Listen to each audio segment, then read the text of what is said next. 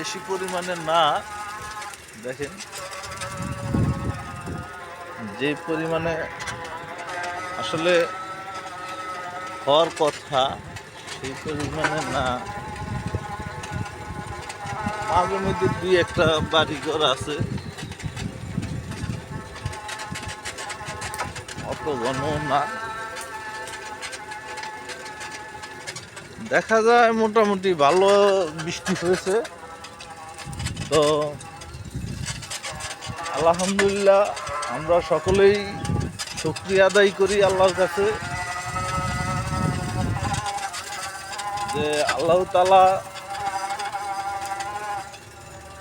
সকল মানুষ এবং জীবজন্তু এবং গাছ লতা পাতা সব কিছুতেই আল্লাহ তাআলার নেয়ামত পেয়েছে, সেটা হলো বৃষ্টি।